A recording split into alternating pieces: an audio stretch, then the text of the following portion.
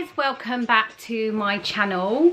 Today I'm coming at you with a story time because I've only done one story time on my channel, and it was obviously about, oh my days, this top. You know, I haven't worn this top since, oh my god, I wore this when I did my 13 and pregnant story time, and now I'm wearing it again on the second story time. That's a bit weird, but yeah, it looks like I've lost it a bit. Oh, anyway, let's stop chatting.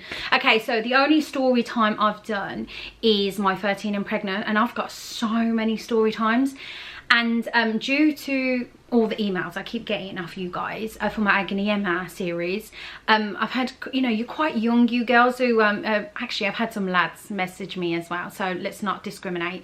I've had, like, most people who email me, you're quite young, and then I was just sitting downstairs now and I was just thinking, mate, I need to tell them about that scary time that happened to me when I was 12 years old. So you know what, I'm going to do a story time about one of the scariest things that happened to me, and I was 12.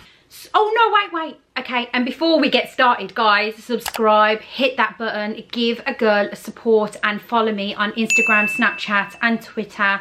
It's all innocent smiles, kiss, the same way as it is on my YouTube. Okay, so let's get started on this because I'm quite excited about telling this story. So this happened about 2002. This was before I was pregnant and everything. I was good friends with this one girl, and we used to spend a lot of time together. She used to go to my school. I think she was 2 years older than me. I've always hung around with people, like, hung around. Emma, sort your grammar out. I've always hung around with people, like, older than me. Okay, so there was this one night, she was babysitting, so she was like, do you want to come babysit with me tonight? Blah, blah, blah. And I was like, yeah, all right, I'll come round and I'll babysit, because it was just always nice being in someone else's house and eating their food. Like, do you know what I mean? That's what we're all like, you know, when, especially when you were kids, you used to go around your friend's house and just look in their fridge. So I was like, yeah, fine, I'll come help you babysit. So I told my mum, and I was like, Mum, I'm gonna stay there with her, because I remember the lady was gonna be out, I think it was like she was gone clubbing or something like that. She wasn't gonna be back till late. So me and my friends were gonna stay there. It got to about, I'd say, midnight, and then I just wanted to go home. Have you ever had that thing, like, you know, when even now when I'm older, sometimes I'll say to my friends, I'll stay at yours, but then you're like, actually, I just want to go to my own bed. So it got to about midnight, and I was like, you know what, I don't actually want to stay. And my friend was like, well, you can't leave. And I was like, yeah, I really don't want to stay. And she was like, well, how are you going to get home? And I was like, I'll walk it. And she was like, what, at midnight? Are you joking me? Are you stupid? Now, I was brought up in an area called Kings Norton, which isn't a mad busy town centre or like a busy area. When it was midnight, it was midnight. Everyone was in the house, do you know what I mean? It was a quiet place. It was right on the outskirts. It was near Redditch, so literally all on the outskirts of where I was brought up. It was all A roads, which was like country lanes. It was quite a scary area, and there was always so many ghost stories. So she was like, no, you can't go home. And I was like, yeah, I'll go home. And then I was like, what I'll do is I'll walk to the Fold, which was the main shops, and then I'll call my mum on the house phone and tell her to wait for me on my corner of my road. Now, she lived, like, okay, I'm gonna look at the camera now. So she lived here and I lived here on Heathside Drive, and she lived here on Barrett's Road. I remember all this so mad. So she lived here and I lived there. So for me to get to hers from there, not her house, but the place we was babysitting, to home, I could go through this little alleyway and get home quicker. But trust me, that alleyway was so scary. Even going through it in the daytime used to be really scary. So I thought, no, what I'll do is I'll walk from here down to the Fold and then up Hillmead Road. So it was like an L. So instead of doing that shortcut into the scary places, I'd do this way instead. And I said, I'll give me 20p and I'll call my mum when I'm here at the Fold to come and meet me, so wait at the end of my road, so then she could see me walking up the hill. She was like, are you sure? You can't leave, you're stupid, blah, blah, blah. And I was like, no, I really want to go home. I really want to go home. So she was like, okay, whatever, I can't force you to stay. She didn't have a house phone. We didn't have mobile phone. So it was literally me taking my 20p, going to the phone box, calling my mum to wait at the top of the hill to go up. So I left the house. It's about midnight. And it was scary, but I felt safe because I was sort of walking. It wasn't even the fact that it was main roads. It was open roads. So I felt like if any danger was coming towards me, at least I would see it far in advance instead of going these scary routes. Do you know what I mean? Walked from the house. I've gone down onto, I think it was Springfield Road. or whatever road, and I was walking down that road and I got to the fold. Now when you got to the fold, there was 4 phone boxes in a line together, 4 phone boxes. So I'm walking, yeah, I'm walking, and I remember I was wearing a pink jacket with a fluffy hood, and I'm walking, literally, I swear to God, as I pulled my hand on the phone box started ringing, and I was like, this is weird. I picked up the phone and I was like, hello? And they were like, hello. And I was like, hi, sorry, you're calling a phone box? I know I am. I can see you right now. What are you doing out so late at night? And it was a man. And I was just like, sorry, what? And they were like, I can see you. Ah, oh, you look really nice in that pink jacket. Oh my days, I've never got so, I was 12 years old, bro.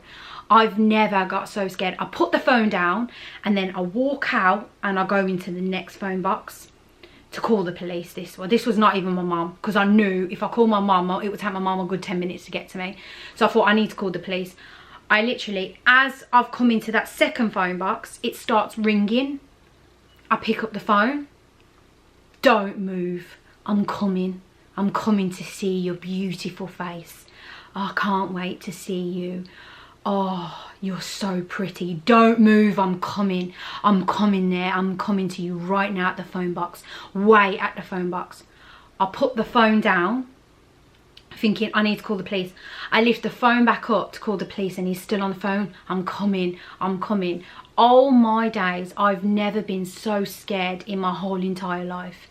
I put the phone down again, pick it up, and then it went to the dial phone, like the dialer tone phone, so he'd put the phone down. I rang 999 and I was on the phone to the operator and she was like, can I have your emergency? I was like, please. I was ecstatic, like I was so scared. I was like, please, I need police. I'm at the fold in the phone boxes. I'm only 12 years old and I got into the phone box to call my mom, to tell my mom to meet me, but this man's coming to me, this man's threatening to take me, mom, this man's, and then I told her and she was like, calm down, and I was like, I'm too scared, you need to get someone to me now, he's coming to me. I was so scared. And then I remember there was a bus going past and the bus was out of service, and I've opened the door and I've screamed at the bus driver and I'm like, help me. And then the operator and the bus obviously carried on driving, and then the lady, because he's going home, he's out of service, he doesn't business about anyone, and she on the phone was like, look, stop drawing attention to yourself because you're asking for help, but they could be the people. Like, not saying the bus driver was, but saying that if a car goes past and you're like, help me, and jump in the car, that could be the person. So she was like, we're tracing the number that phoned this phone box. She was like, is it this phone box? And I was like, yeah. She was like, okay, fine. Before I knew it, I was in that phone box for about 4 minutes. It really wasn't that long because we used to have a police station down the road, so I was quite lucky. But before I knew it, 3 cars, just police cars, shum, all parked up. One of them just jumped straight, like come right by the phone box, and this police officer, he was an Asian guy, he was so lovely, and he's took the phone off me and he was like, operator, look, police, blah blah blah, give him the badge number, we're here now, she's all safe, put the phone down. And then another police officer goes in the phone box and starts doing this like dial thing, and they were like, which phone box did he call from? I went, this one and this one. I said, these 2, they called me. And then they were like, what are you doing out at this time of night? And I was just so hysterical. I was so happy to be with the police. And I was just like, I was babysitting with my friends and I really wanted to go home and I couldn't call my mum or anything. And I just, you know, so I walked this way, and and there were police officers of the area, so they knew everything. And I was like, I didn't want to go down Barrett's Road and get the alleyway onto Hillmead, so I thought I'd come to the fold, ring my mum up because I had 20p, and then get my mum to meet me, rah, this, that and the other. And then I didn't have any means to call her at my friend's house, and I was just like, you know. And then he was so lovely, and because he could tell I'd thought about going home safe as I could, but he was like, you should never ever roam the streets at this time of night. And then I just remember, as I was talking to him, this guy who was known in the area, I wouldn't say known as like anything bad or known as anything good, but he was just a familiar face. And I remember him walking past and looking, and I just had this feeling inside me that was him. I just had this feeling. But the police obviously couldn't stop him and go, excuse me, what you doing, like, do you know what I mean? But I just had this feeling it was him. But I'm sure he was looking at you know, me at all that time, so he probably wouldn't have come out to see the police. But I just had this feeling it was him. But I was just saying to the police officer, I was like, I just want to go home. So he was like, come on, get in the car, I'm going to take you home. And I remember knocking on the door with the police, and my mum opens the door and she's like, what have you done now? Because obviously here I am with a police officer at the front door at like 12:30 at night. And then the police officer come in and he explained what happened. And she was like, oh my God, I can't believe it. Did you find out who he was? And she started going in defence mode. And he was like, no, but we are doing a phone track now to find out where the phone call was made, so we can sort of trace it back and contact the person. But I will let you know, nothing's going to happen to them because they didn't really do anything to her, but we will give them a warning not to do it to anyone else. And he was so lovely. And I remember he gave me his like sort of business card, his police card, and he was like, if you ever want to go home and late at night, give me a call, and if I'm free I'll come pick you up and I'll personally take you home, because I don't want you roaming the streets at this time of night ever again. Can you promise me that? And then he did give me all the speeches in like, you know, it sounds like this person was just trying to wind you up and play games, because if they really did want to harm you, they probably would have, you know, got you. They wouldn't have called you. They would have come and snuck up behind you and, you know, took advantage and whatnot. So I was really thankful that nothing did happen to me, but that was one of the scariest things that ever happened to me.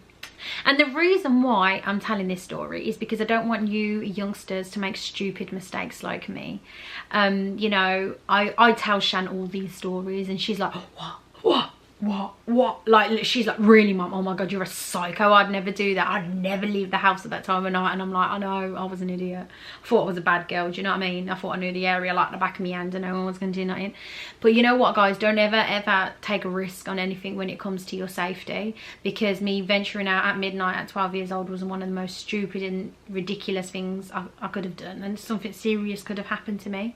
You know, things can happen all day and age in the daylight and, you know, at 2 o'clock in the afternoon. And I'm not saying, oh, you know, not going out at midnight is going to protect you. But what I'm saying is, if there's a high risk factor of, you know, hardly anyone being on the streets to help you if you do need help, then just don't risk it. Do you know what I mean? It's just too dangerous. Trust me, it is. Well, thank you so much for watching this video, guys. I hope it really intrigued you and it was a good story time. But like I said, don't be naughty and don't be out late at night. If you want any more story times, please let me know. Put a comment down below, or tell me your story time. Tell me something that's scary that's happened to you, something like that.